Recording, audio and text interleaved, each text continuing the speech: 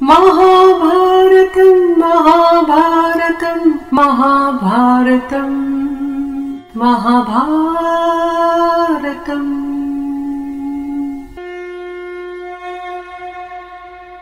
नारायणं नमस्कृत्य नरं चैव नरोत्तमं देवीं सरस्वतीं व्यासं ततो जयम् उदीरयेत्। अंतर्यामी नारायण स्वरूप भगवान श्री कृष्ण और उनके सखा नररत्न अर्जुन, उनकी लीला प्रकट करने वाली भगवती सरस्वती और उसके वक्ता भगवान व्यास को नमस्कार करके आसुरी संपत्तियों का नाश करके अंतःकरण पर विजय प्राप्त कराने वाले महाभारत का पठन और श्रवण करना चाहिए। महाभारत चैनल पर बहुत स्वागत है आपका। आपको बता दें कि महाभारत से जुड़ी सभी कथाएं आपको इस चैनल पर मिलेंगी बड़े ही रोचक ढंग से। तो महाभारत को लाइक करें, सब्सक्राइब करें और ज्यादा से ज्यादा शेयर करें अपने जानने वालों के बीच, और चैनल का बेल बटन दबाना न भूलें ताकि आपको अगली वीडियो का नोटिफिकेशन सबसे पहले मिले। राजर्षि शांतनु की पत्नी सत्यवती के गर्भ से 2 पुत्र हुए, चित्रांगद और विचित्रवीर्य। दोनों ही बड़े होनहार और पराक्रमी थे। अभी चित्रांगद ने युवावस्था में प्रवेश भी नहीं किया था कि राजर्षि शांतनु स्वर्गवासी हो गए। भीष्म जी ने सत्यवती की सम्मति से चित्रांगद को राजगद्दी पर बैठाया। उसने अपने पराक्रम से सभी राजाओं को पराजित किया। गंधर्वराज चित्रांगद ने ये देखकर कि शांतनु नंदन चित्रांगद अपने बल पराक्रम से देवता, मनुष्य और असुरों को नीचा दिखा रहा है, उस पर चढ़ाई कर दी तथा दोनों नाम राशियों में कुरुक्षेत्र के मैदान में घमासान युद्ध हुआ। सरस्वती नदी के तट पर 3 वर्ष तक लड़ाई चलती रही। गंधर्वराज चित्रांगद बहुत बड़ा मायावी था। उसके हाथों राजा चित्रांगद की मृत्यु हो गई।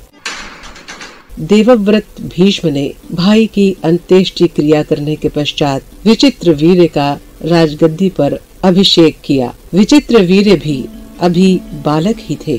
वे भीष्म की आज्ञानुसार अपने पैतृक राज्य का शासन करने लगे। विचित्रवीर्य थे आज्ञाकारी और भीष्म रक्षक।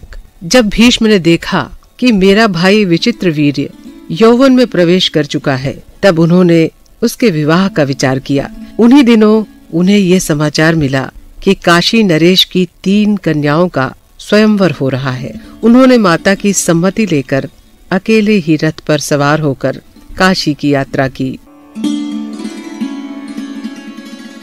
स्वयंवर के समय जब राजाओं का परिचय दिया जाने लगा, तब शांतनु नंदन भीष्म को अकेला और वृद्ध समझकर सुंदरी कन्याएं घबराकर आगे बढ़ गईं। उन्होंने समझा कि ये वृद्ध हैं। वहाँ बैठे हुए राजा लोग भी आपस में हंसी मजाक करते हुए कहने लगे कि भीष्म ने तो ब्रह्मचर्य की प्रतिज्ञा ले ली थी। अब जब बाल सफेद हो गए, तब सारी लज्जा छोड़कर यहाँ क्यों आए हैं। ये सब देख सुनकर भीष्म को क्रोध आ गया। उन्होंने अपने भाई के लिए बलपूर्वक कन्याओं का हरण कर रथ पर बैठाया और कहा कि क्षत्रिय स्वयंवर विवाह की प्रशंसा करते हैं और बड़े बड़े धर्मज्ञ मुनि भी, किंतु राजाओं, मैं तुम लोगों के सामने कन्याओं का बलपूर्वक हरण कर रहा हूँ। तुम लोग अपनी पूरी शक्ति लगाकर मुझे जीत लो या हार कर भाग जाओ। मैं तुम लोगों के सामने युद्ध के लिए डट कर खड़ा हूँ। इस प्रकार समस्त राजाओं और काशी नरेश को ललकार कर वे कन्याओं को लेकर चल पड़े। भीष्म की इस बात से चिढ़कर सभी राजा ताल ठोकते और होठ चबाते हुए उन पर टूट पड़े। बड़ा रोमांचकारी युद्ध हुआ।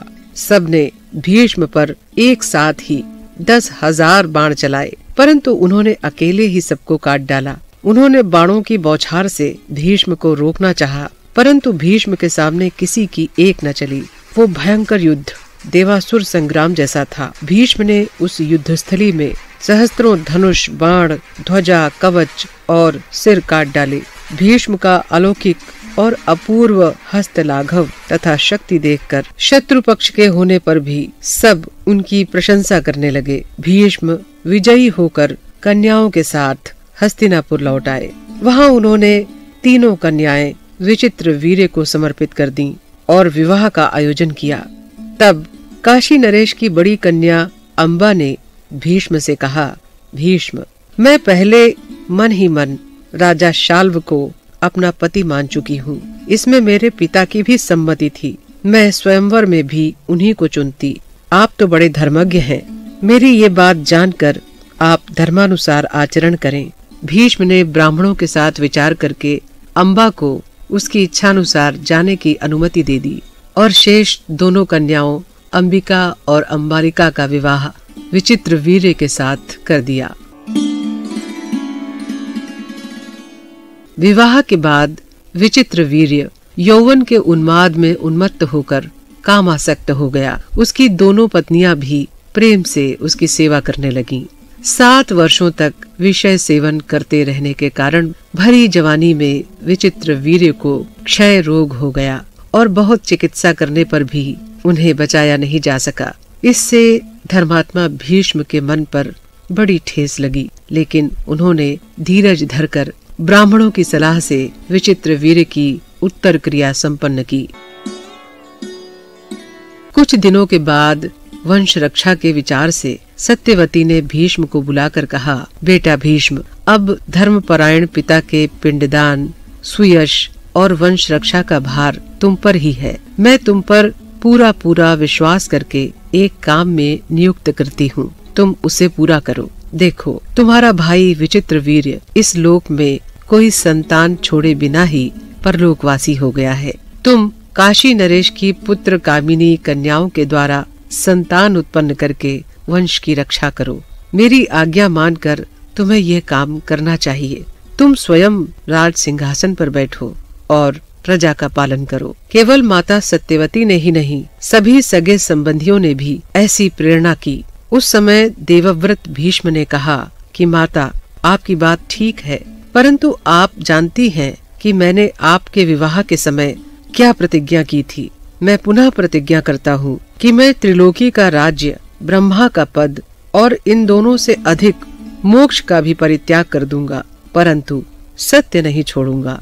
भूमि गंध छोड़ दे, जल सरसता छोड़ दे, तेज रूप छोड़ दे, वायु स्पर्श छोड़ दे, सूर्य प्रकाश छोड़ दे, अग्नि उष्णता छोड़ दे, आकाश शब्द छोड़ दे, चंद्रमा शीतलता छोड़ दे और इंद्र भी अपना बल विक्रम त्याग दें। और तो क्या, स्वयं धर्मराज भले ही अपना धर्म छोड़ दें, परंतु मैं अपनी सत्य प्रतिज्ञा छोड़ने का संकल्प भी नहीं कर सकता। भीष्म की भीषण प्रतिज्ञा की पुनरावृत्ति सुनकर सत्यवती ने फिर उनसे सलाह की और निश्चय अनुसार व्यास का स्मरण किया। व्यास ने उपस्थित होकर कहा, माता, मैं आपकी क्या सेवा करूं? सत्यवती ने कहा, बेटा, तुम्हारा भाई विचित्र वीर्य निसंतान ही मर गया। तुम उसके क्षेत्र में पुत्र उत्पन्न करो। व्यास जी ने स्वीकार करके अंबिका से धृतराष्ट्र और अम्बालिका से पांडु को उत्पन्न किया। जब अपनी अपनी माता के दोष के कारण धृतराष्ट्र अंधे और पांडु पीले हो गए, तब अंबिका की प्रेरणा से उसकी दासी ने व्यास के द्वारा ही विदुर को उत्पन्न किया। महात्मा मांडव्य के श्राप से धर्मराज ही विदुर के रूप में अवतीर्ण हुए। आज के एपिसोड में कौन सी कहानी हमने आपको सुनाई, शीर्षक पर अवश्य ध्यान दीजिएगा। अब आज का सवाल है कि विचित्र वीर्य की दोनों पत्नियों के नाम क्या थे। पूरा वीडियो ध्यान से देखिए और जल्दी से कमेंट बॉक्स में आप हमें इसका उत्तर दीजिए। इंतजार कीजिए अगले वीडियो का। तब तक के लिए नमस्कार।